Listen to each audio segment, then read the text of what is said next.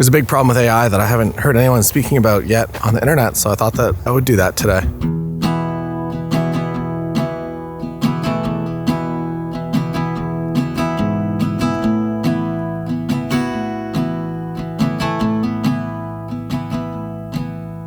You might not recognize the place we're in. We have a second condo up at a ski town, but unfortunately, so far it's just rain and no skiing. Just a friendly reminder, invest in real estate or don't. I'm not your dad. AI, there's a number of different variations of it. I'm not here to talk about Imagine AI, which is who I use for editing, and they're doing culling eventually, or Aftershoot, who you also might be familiar with. They do culling through AI, or maybe I am, just not directly, indirectly talking about them. What I am here to talk about today is AI generated images. I have seen so many photography friends remixing their profile photos with AI over the past couple of days and creating some pretty good results.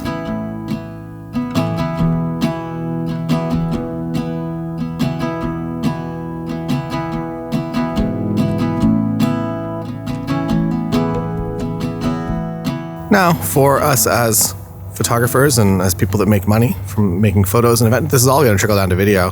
I'm also on the VC side, I'm also an investor in a number of different companies. So money-wise, I see a massive future in AI and this style of creation. But for us, from my photography hat, there are obviously some issues that, hey, say you usually do branding photos for a person, and instead they just upload those branding photos to AI and say, put me in a gray office space with bright plants. And then all of a sudden, they've done their shoot for the month. They didn't have to leave the house. Way more convenient. And even if it's less good and significantly less authentic, it will be something that people, unfortunately, will be doing in business.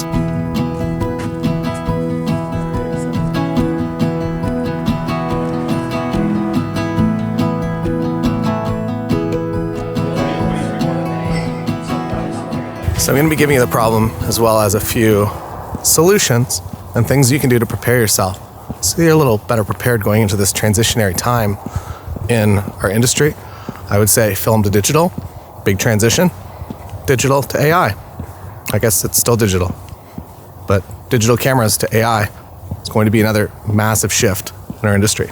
So the problem, or one of the problems, is obviously that maybe some of our work might disappear as photographers. I don't think that's the big problem. I think there's a bigger problem, and it's the problem that no one's really talking about, and it is the new mental barrier and skill barrier to becoming a photographer. The new barrier to entry is going to be impossibly good to match with your camera. So say you go on vacation to Iceland, you want to take those landscape photographies, get out there, you take your photos, you're probably going to come back disappointed because they're not going to be anywhere close to as good as what you're seeing online. The line, especially for landscape photography and landscape photography involving people, is going to blur. And soon, or already in some cases, photographers are going to be blending in AI generated content into their portfolio. And you're now going to be competing with this impossible bar.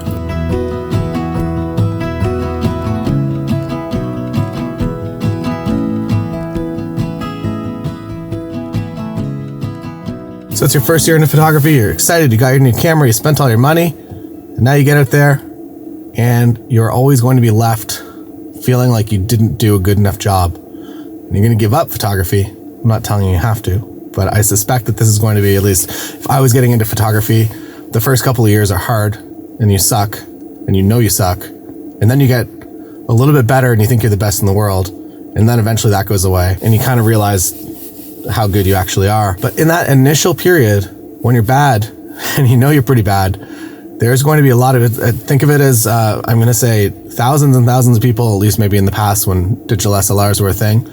Everyone for Christmas would get that Rebel XT kit and they'd be like, my photo's going to be so good. I'm going to use this camera all the time. And they use it one or two times and they can't replicate the results they see on the internet and they put it down and they don't really get back to it. It kills their dreams as a photographer and they never make it to the part that they could be in a space that actually will still require a real life human photographer.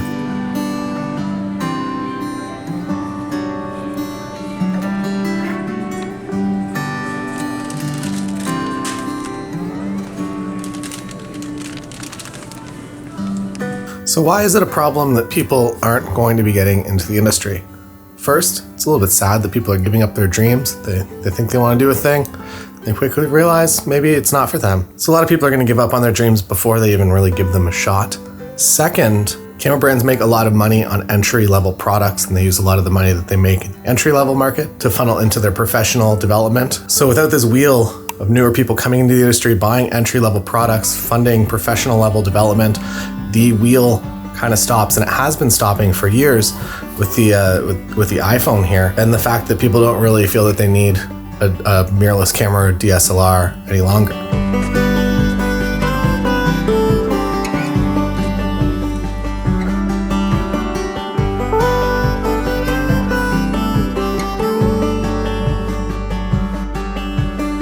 What this means for us in the industry is that kind of what happened when all the magazines started to disappear, all those jobs started to disappear, that the industry kind of collapses, and the people that were magazine shooters and are like, I'll never photograph a wedding.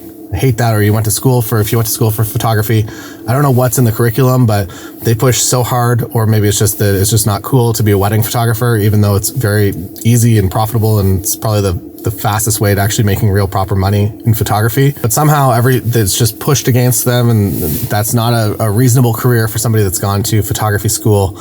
And all of a sudden, it's going to be one of the few remaining genres of photography. I actually watched this happen already in product photography, and maybe I accidentally led this wave, at least with the company that I was at. Why don't I just texture the drawings rather than actually photographing the product? And what that meant was that I could do all my product photography digitally. Also, this was in 2013, maybe 2012. And I could do all of my product photography without ever having the product, which was awesome because a lot of the products were just a new label on a similar unit. So I would barely have to change anything. The exterior would remain the same.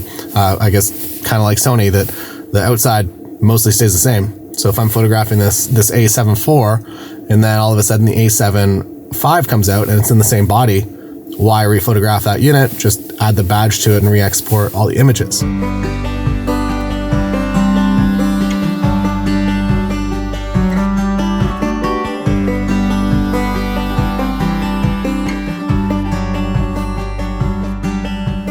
So while we will all face those challenges, I think the biggest one is going to be the mental competition with yourself and always feeling inferior. I know that I mentioned in the beginning that I forgot the syndrome is called, but basically in the beginning, when you learn a little bit, you think you're the best in the world, and you really do. You probably noticed this, that photographers are trying to train you on how to do stuff, and you're like, you look at their work and you're like, really? You're trying to teach people? And it's because they legitimately believe that they're the greatest thing in photography. And then you kind of hit that next level, and it's a little bit more depressing. You realize how good you actually are and how impossibly far you have to go in order to become the best in the world that you thought that you were. So the mental game is going to become a lot more complex when it comes to being an artist, really in anything, not even just in photography. And this is going to soon trickle down into filmmaking as well, that you can just AI generate. It's like, here's my face, put me in an AI travel video of Iceland, and it'll model it after every Peter McKinnon, Maddie vlog, and it'll piece together something that didn't exist in real life but looks really impressive. And it will come down to the viewer to differentiate what's real and what's not real. And if you're there to watch something pretty, which I feel like is a lot of what that travel style of content is, doesn't matter if it's not a real place, if it looks impressive and it's kind of based roughly on a real place, unless you're going to go there and you want to find the geotags.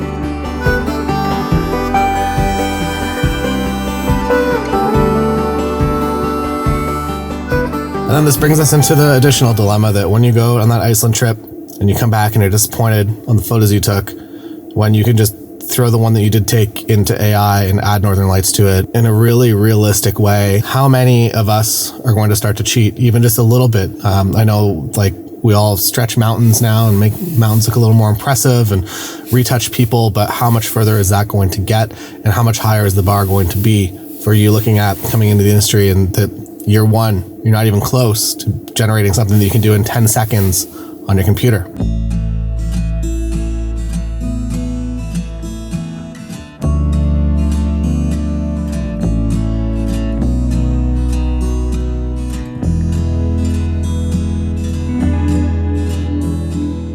Now, an interesting thing has been happening over the past couple of years, and while people are racing to create the greatest, most beautiful photography in the world, there's a subsection of people that are racing to create something that feels real, that has imperfection.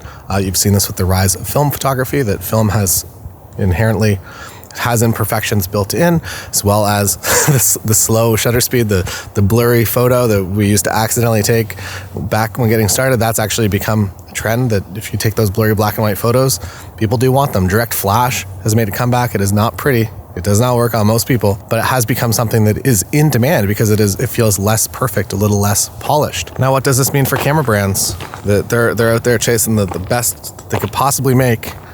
Does that mean, actually maybe one industry example right now is that Voigtlander is actually doing lenses with two types of coating. So you can buy the same lens and it comes with a vintage coating or it comes with a multi-coating. And if you want to get that more vintage feeling, that less perfect feeling, they're offering that. Is that something that's going to be in a sensor? You're going to be able to buy that brand new Sony camera and it's going to come with a sensor from 2007 in it?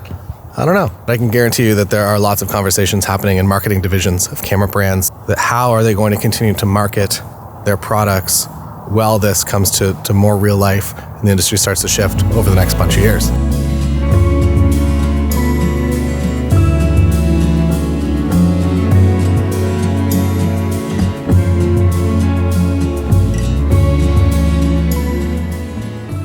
So I told you that I'd give you a few tips and tricks to best prepare yourself for this transition.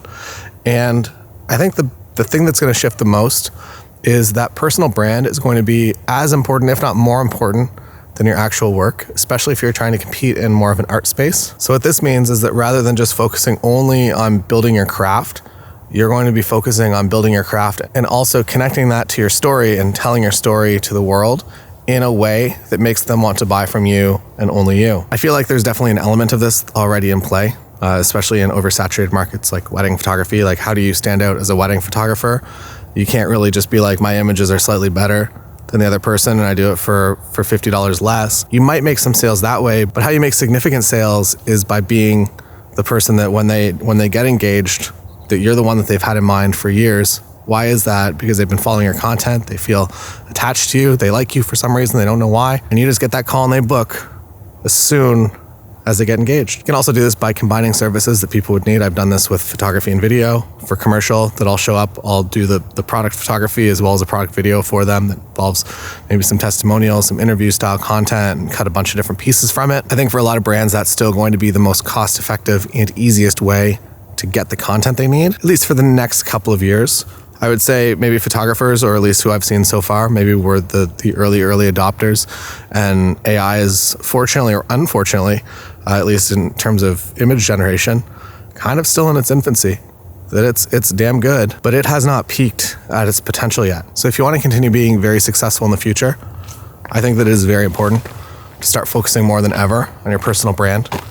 You don't have to get in front of the camera and do video content if that's not what you like, but figure out a way to get people to want to come to you and buy from you, buy your art, buy your services, over just generating it themselves. We've seen this over and over again. I'll use the torrent days of the internet, or I guess they still exist, but whatever the easiest way to get something is likely the way that most people are going to get that.